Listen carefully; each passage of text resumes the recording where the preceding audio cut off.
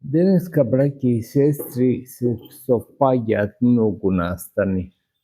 Прво е ден на Воскресението, недела, ден на Воскресението. Второ е спомен на оците од првиот до шестиот Вселенски собор. А трето е празникот на соборот на Свети Архангел Гаврил. За повеќето работи имаме зборувано во текот на повеќе недели кога сме служеле заеднички. Денеска редно е да проговориме нешто за ангелските чинови, а тоа е мотив празникот на Светиот Архангел Гаврил кој денес го славиме. Имено ангелите се творби Божји, како нас, луѓето, само што се во еден аспект невидливи за нас луѓето, затоа што ние имаме одредена фреквенција која можеме да ја видиме, а ангелите постојат на друг начин, како безтелесни битие.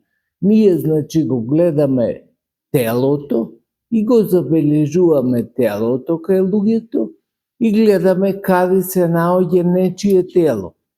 Ама ангелите не можеме така да ги регистрираме зашто не носат тело. И затоа ги викаме безтелесни битија.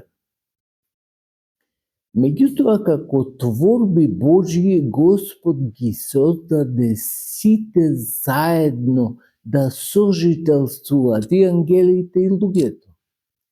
Значи, нема посебен свет за ангелите, посебен свет за луѓето, туку сите во еден свет живееме. Тоа не значи дека само на планетата Земја живееме. Особено ангелите не. А ние луѓето може да живееме само на планетава Земја. И тоа не е сосема испитано и докажано, но ангелите не може да патуваат низ целиот космос. Затоа што се безтелесни битија, но ние треба да го сознаеме нивното постоење. Ако не можеме да ги видиме, треба да имаме вера во Бога дека тие постојат, затоа што уште од Стариот Завет е опишано нивното постоење. И кога почнавме ние да живееме во Новиот Завет, добивме инспирација од Бога или покажување од Бога дека треба да сожителствуваме со ангелите. Тие се битија на некој начин без тело и полесно е можеби да се живее без тело. Не ги носи човек, не ги носи ангелот искушенијата што ги дава телото. Не ги носи нити тие искушенија што ги дава болеста, да кажеме, која е на телото. Меѓутоа, и нив, како битија кои се створени, им е потребна заедница на молитвата. И затоа уште од многу рано време во црквата, како денес, исто на проскомидија, Отецот веќе направи проскомидија и ги спомна ангелските чинови на почетокот пред светителските чинови. Значи, нас ни е дадено да се молиме и за ангелите. Ми рече некој што зборуваш во логика, ние се молиме на ангелите, нас ни е дадено да се молиме за ангелите. Да, сосема точно. Затоа што тоа е заедницата на единството во црквата. Тие да ни помагаат нас, ние да се молиме за нив. Колку возвишено е положбата на човека, по тоа се гледа. Возвишена Господ ја направи да се молиме за ангелите. А како кога нив им се молиме тие да ни помогнат? А ако го разбереме ова, еве денес спомнавме дека е недела науците од 1 до 6 Вселенски собор, ќе разбереме и ќе сватиме дека црквата е црква на единство, на се што постои. Не само на луѓето, не само на луѓето со другата створена природа, туку на сите во се. Тогаш ќе сватиме и ќе разбереме дека ние без ангелите не можеме, ангелите без нас не можат. Може би вака изгледа сурово речено, меѓутоа тоа е вистинито. Ангелите, ајде, шо друга работа ќе рече имаат, кој знае какви други работи имаат ангелите, и не е само таа работа да се грижат околу луѓето. Меѓутоа е нешто што е најважно, што е многу важно. Тоа е дека ангелите се да им служат на луѓето, а луѓето да им служат на ангелите. Нема во црквата една професија, некој е газда, некој е слуга. Не, туку сите се газди и сите се слуги.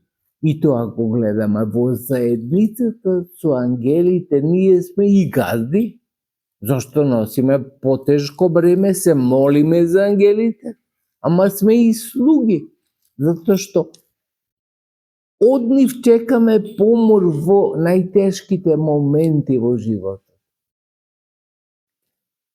Затоа Господ, кој ќе се задлабочи човек и кој ќе разбере смислата на животот, се дека ќе разбереме, не можеме се сигурно, меѓутоа по нешто барем да разбереме, ќе видиме дека ние не можеме без ангелите. Ама и ангелите не можат без нас. Каков е тој сплет, ни го покажува токму овај дел од празникот кој зрне го славиме науците од 1 до 6 Вселенски собор. Значи, на соборите во црквата се одлучува за вистината во црквата, ама од друга страна, тие луѓе кои учествуваат, а кои денес ги славиме, се инспирирани од некого. Нив им е испратен некој ангел, не само чувар, туку и просветител, да ги научи, да ги вразуми, да им каже точно да можат да ја изразат вистината која веќе трае од последниот Вселенски собор кој бил 787 година до денес. 12 повеќе века, 13 века. За да изразиш таква вистина која толку долго трае, за нас сега речено долго трае, ама таа ќе трае вечно, зашто вечноста ја пренесоа овие оци на црквата. Ама инспирирани прво од Бога нормално, ама Господ комуницира со нас луѓето и преку ангелите. На Богородица, која е почесна од херувимите и послана од серафимите, значи како второ лице после Бога, одма, неизе е испратен ангелот Гаврил, овој кој денес чиство собор денес го славиме, да ја даде благата вест. Што значи дека Господ комуницира со нас луѓето преку ангелите. Тие сте вестеносци, вестни носат. Вест или порака од Господа. Можеме да не направиме така? Тоа дали ќе не кошта многу, тоа е секако ќе видим. Ама можеше и Богородица да му рече на ангелот, ај не се игри, не правам така. Ќе правам јас како што сакам. Денес некоја жена или толку едноставно ќе му рече на ангелот, не знам јас како е тоа можно. Ама ако Господ сака, нека биде. И така се роди Синот Божи. Заради таја вест на ангелот и заради прифаќањето на таа вест од страна на Богородица. Тоа е нешто што сите нас треба да не направи многу посериозни. Тука во црква има помалку луѓе кои што има ангели. Че тоа кај знаеш. Не ги гледам. Немојте некој да се помисли дека јас се преврнесом и ги гледам ангелите и ги бројам дека се повеќе. Туку верата која ја имам ми дава знаење дека овде има ангели. Ние кои ги славиме, ме слушат, го мерат мојот збор, ама ги мерат и вашите дела. Го гледаат секое ваше дело дали е пристојно. Пред некој ден имав една проповед, секоја клетка од нашиот организам има камера. Баш кад се тие внатрешни камери, во клетките што ги имаме.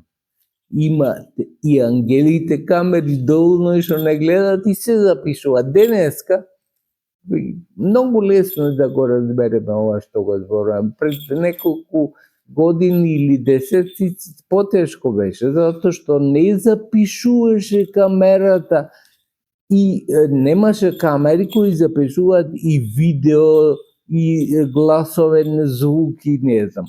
Сега поставите една камера, се ќе од надвор ќе ви види околу црквата и натре, а го ставите и внатре ги ви снима.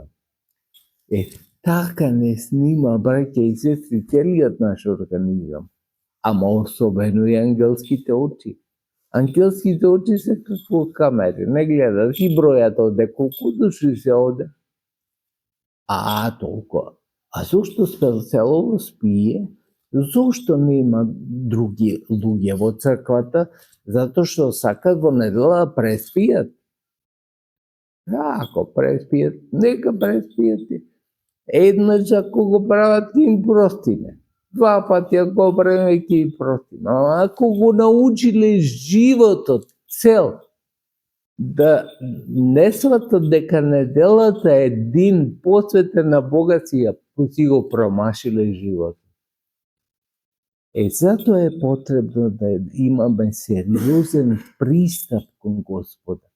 Сериозниот пристап, тоа значи да имаме одговорност за секоја постапка во животот. Зошто го правиме тоа? Одговорност, колку има неодговорни? Повеќето луѓе со кои се среќаваме се неодговорни, ама тоа ќе не влезе нас во вечниот живот.